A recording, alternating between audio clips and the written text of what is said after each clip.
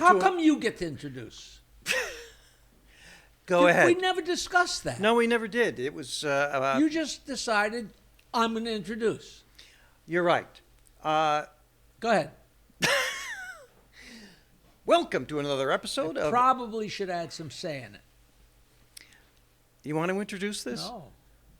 Welcome. That's low. The guy who's introducing is like, I'm more important than you. If you introduce, you're introducing me. It's like makes me special. No, that's not what I'm thinking. Let's get going here. So it's kind of even? It's kind of even.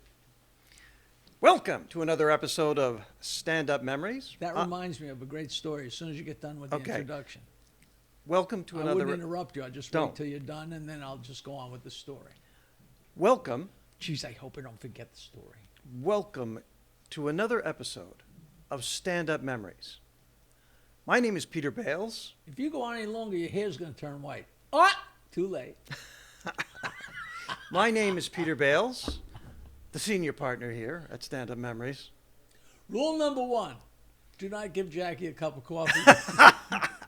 So I'm in Fort Lauderdale. Oh, I didn't even introduce you yet. And this is Jackie Martling. And we're about to hear about Fort Lauderdale and a cup of coffee. No, this is who gets to introduce. Are you more special than I am? Am I more special than you are? It's like the big weenie contest that always goes on. Who gets to do this? Who gets to do that? And I'm in the car, the rent-a-car with Rodney Dangerfield. We're leaving Fort Lauderdale to go to the Miami airport to turn in the rent-a-car and fly to Las Vegas where he's working at the Aladdin. We're in the car. We're late. The traffic was not moving, and it's pouring rain, and I'm driving. And we're not moving, and he's sitting there snorting coke, and snorting coke, and snorting coke. And he's fidgety and out of his mind anyway, without the traffic and the coke. And he's sitting there, and I'm sitting there, and this is it's so subtle. He looks over, he goes, I want to drive. And I'm like, okay. We get out of the car and do a Chinese fire. It's raining, a Chinese fire drill, and we switch seats, and now I'm sitting here, and he's in the driver's seat, and he looks over, and he goes, better to drive, right? It's better to drive. Like, in other words, that's more of a hierarchy. It's higher up on the hierarchy to be the driver as opposed to, he was so scared that, which is the same argument about the guy who's going to do the introduction. I always remember at the original Catch a Rising Star, do you know what David Brenner's introduction was? He would say to the MC, don't go up after the previous act. I'm just going to walk up. He wanted no introduction. And another topic is, wow, you ask comedians about the worst introductions they've ever gotten in their careers, the stories you get. I'm sure you've got them. Listen to this. Somebody forgot my name, Peter Bales, panicked and introduced me. Here's your next comic, Norman Bates. Oh, that's... From Psycho? Just having fun with you? No, he spaced out. It was a mistake. He couldn't think Peter Bales. Norman Bates. And I love that. Oh, and I was actually, back in the day, I was performing at colleges when I was a young comic. And I remember the head of the student government with a large crowd introducing the comedian to a rowdy group of, back in those days, beer-drinking college students. Right. This was my introduction. Shut up! Shut up! Right. You guys shut up! I said shut the F up! Get up here! You're next, come on! I forgot your name, come on! That was my introduction. The story, there's old vaudeville stories about people doing Hamlet, and the sheriff, they got to calm these down, and the sheriff goes up on stage and says, takes out his gun, he says, I'll shoot the next, The what the hell did you? Oh, you made me think of. Oh, we might have talked about this about Garrison, not Garrison Keillor, the guy from Philadelphia with the bow tie. It started with a G. The guy from Philadelphia with the bow tie, and I would have remembered it, except when you forgot it, I forgot it. Right. Well, he was a comic, and he was hosting at Chuckles. Oh, man. And I had just met him, and I didn't know him that well. And Grover Silcox. Thank you. And he says, "How would you like me to introduce you?" And I was a lot more graphic than I'll put it, but I said, "Tell him the next comic is Jackie Martling, and he has the biggest penis on the East Coast." And he said, "Okay." And without even taking a breath, he walked up on stage and says, "The next guy is Jackie Martling, and he has the biggest penis that anybody ever told me he has." Which is such quick thinking. That is so terrific. Now, do you know the story of Dennis Wolfberg and the blind piano player in Philadelphia? No. You know what? I haven't told this story in decades, and there used to be people that actually remembered this set. The Comedy Works in Philadelphia was on the 3rd floor. It was a long room, and the 2nd floor was an Indian restaurant. If you had to go to the bathroom, you literally went downstairs and walked to the restaurant in front of the belly dancer. I'm not making up, in front of the belly dancer, which I just thought this is and it was a great club. It was fantastic. Bob Saget cut his teeth there. And so the stage, it was a stage that had a fake wall. And the fake wall had a door in it. So the comics would come, I guess it must have been ugly behind there, I forget. But so you came out through the door and you performed and went back out through the door. And there was a piano player that would open the show. And sometimes, I don't think he was a comic, maybe but he was blind. And Dennis Wolfberg always insisted on singing that stupid song, "Bye Bye Miss American Pie." So he has this poor piano player play this 8-minute song with him, and they get done with the song, and there's huge applause. So Wolfberg is in his glory, and he's going to help the piano player because he's blind. And he gets up, and he's listening to the applause, and he's just got done with his set, and he's all wound up, and completely forgets that the guy is blind. And he walks out the door, and the blind guy walks right into the wall. Oh my God. Man. Oh my God. I would give there were 400 people there. There has to be somebody who remembers that night. And I hated the guy that booked that, whatever his name was, Steve somebody, so he would never give me the time of day to remember that. But it was a classic. Well, Jackie, you mentioned Dennis Wolfberg, and the memories just click in. Jackie and I go back. We started in the 70s. Dennis Wolfberg, sadly the late Dennis Wolfberg, Google him, ladies and gentlemen. So funny. Just starting to hit, and he's taking from us. He was headed for superstardom. I always thought he was one of those guys that lived in New York City, and in the heat of winter, at the coldest point of winter, he had an amazing tan. He always had an amazing tan. I don't know whether he went to the tanning lamps or whatever he did, but he always had an amazing tan, and he died of skin cancer, which is just so the hard way. He earned it. He was so funny and such a nice guy and so smart. The main thing being how different he was. And with the bug eyes and the red hair, he was basically bozo. He was a tenured New York City teacher, and that's a big deal to get tenure if you're a teacher.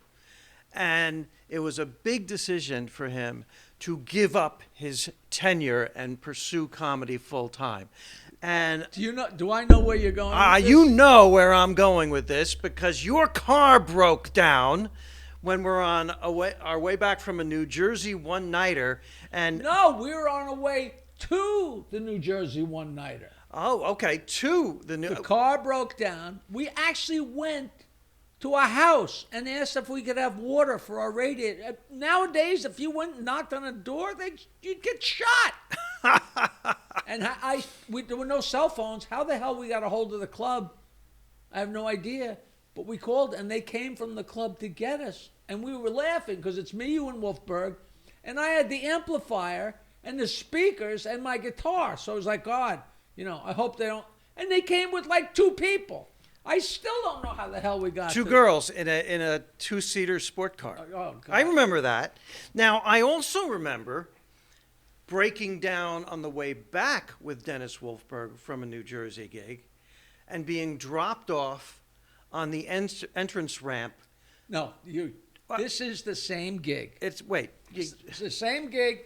My car is broken down, so we're at the club, and you guys had to get back because Wolfberg's car was parked where it would get towed at 7 o'clock in the morning because it was on the side of the street. So the girl is going to give you guys a ride. So the girl, because I'm trying to get in her pants, Okay. so me and the girl drive you guys and leave you at the corner of Route 3 hitchhiking. And this is the night that he had quit that morning. What I'm getting to is an image I'll never forget of hitchhiking with Dennis Wolfberg to get back to Manhattan on the day that he gave up his New York City teacher's tenure. He's got his thumb out, and he turned to me and he said, I wonder if I've made the right decision. right. Just total. I mean, you can't get better than that. He had such a sense of irony, and he wasn't doubting his decision, but he knew what was going on. The timing of it was spectacular. And Dennis Wolfberg is part of a story I'll never forget. We often talk about a comedy club, Rascals, which we have great affection for. Perhaps the best comedy club I've ever been at. A big rectangular box with 400 people. Low ceiling, incredible acoustics. Banquet seats, so there's people. Oh. And I was hosting a show, packed house, Saturday night. There's a really, really talented and funny Boston comic named Teddy Bergeron. And Teddy had his demons, and it was drinking. And he had too much to drink. And I go first as the host, warm up the crowd. They're hot. I introduce Teddy Bergeron, and he goes up, and it's quickly evident that he's drunk, way too drunk to perform. And we've both seen comics go up drunk and kind of sober up over the course of their set. This was the opposite. Most guys would get through it one way or another. Yeah, he couldn't get through it. And he got worse as he went along, well, really only just for a few minutes. And he was so drunk, he repeated a joke, a silly joke. The joke was, I just had a penis transplant, and my right hand rejected it, which gets a chuckle the first time. But he's kind of mumbling, and the crowd is getting uncomfortable, and he did the joke again. He actually looks at 400 people and for a second time says, I just got a penis transplant, and my right hand rejected it. Dead silence, everybody's uncomfortable. And he has no idea. No, he doesn't know. He's drunk. And somebody said, oh, that horrible moment. Get off the stage. Dead silence except one audience member. Get off the stage. Or that most horrible of comments. Next. Or gong. Oh, that's horrible. And he mumbled a couple things, and I see you that... notice how we both know those.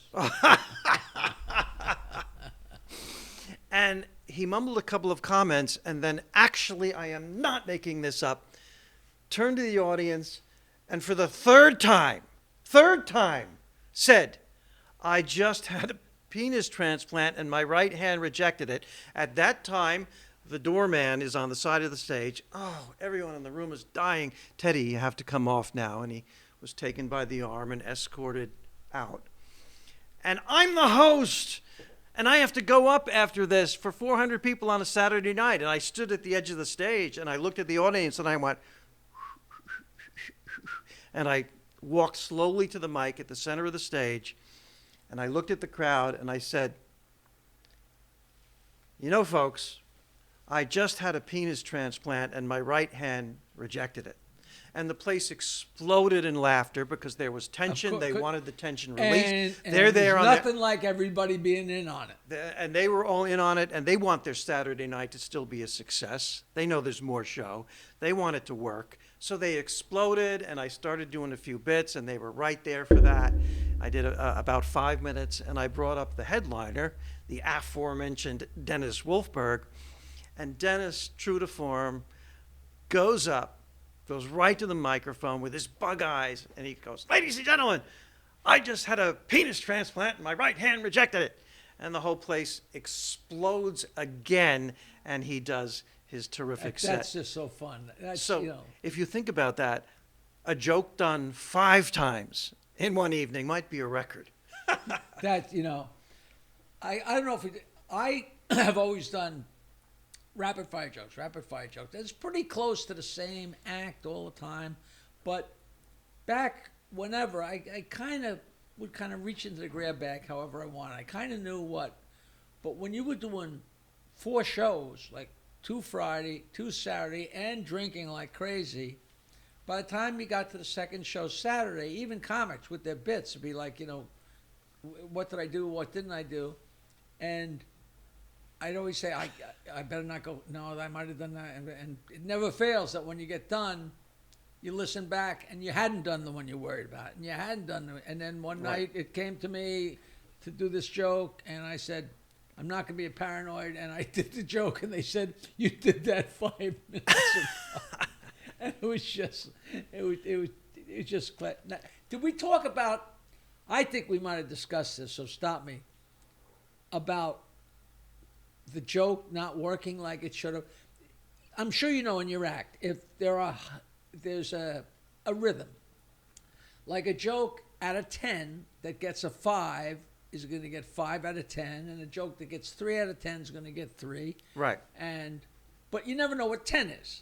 10 could be the laughter of a great audience of 300 people, or the laughter of 14 people that aren't so good. But the 3 is going to be 3 out of 10, and the 5 is going to be, it's just always going to be relative. And I was rolling like a freight train downstairs in this hot, muggy crap hole of a basement in Jersey. And I'm killing them.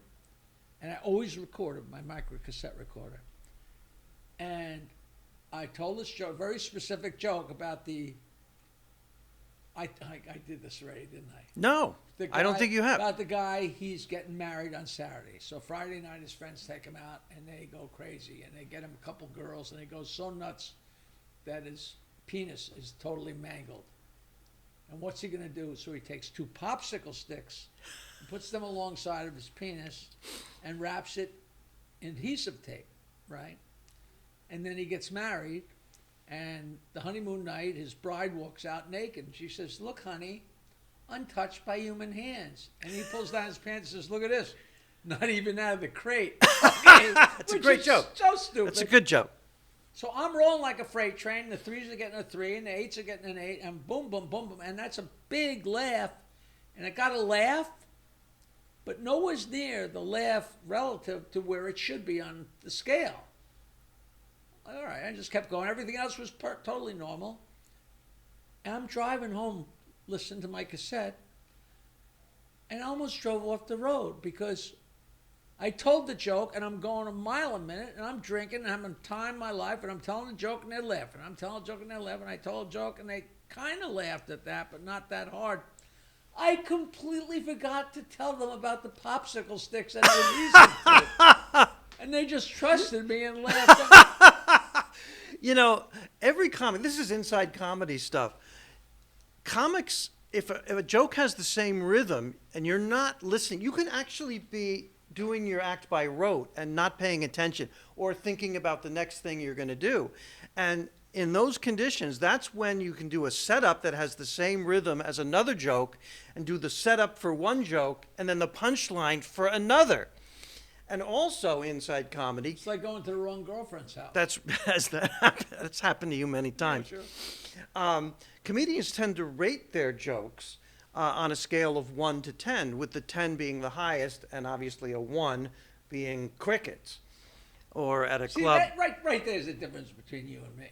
See, but I don't have any ones in my act. Well, I was about to ask you. I actually have some jokes that are negative numbers. But I do. I tell my comedy students that you're working toward getting all your jokes in your act 9s and 10s. And, 6s, 7s, and 8s need to be fixed. That's the scale that I use when I teach comedy to new comedians. I was going to ask you, what are you doing a 3 for? I tell people, the way I work it is, now I've got so many gazillions of jokes, and I just use the ones that they're so surefire. I just tell the audience, look, these are time tested. I'm not testing me, I'm testing you. Yeah, yeah. But the way I tell people, like, if you come up with a line or a joke, you do it 3 times. And after the 3rd time, if they haven't laughed, it goes. It goes. Unless you're married to it. If something you really like and you really think is funny, the hell with them. You keep it for you. Right. Because I have jokes in my act that I still, to this day, can't believe they don't see it coming, and it kills them. And I almost want to say, how can you, I'm not going to say which jokes they are because I'll get in trouble. But what Jackie's saying is the audience decides what's funny, ultimately, not the comedian. The audience decides. You know what Jerry Seinfeld told me one time at the comic strip? He told you to quit, right? He said, he said, this is not for you.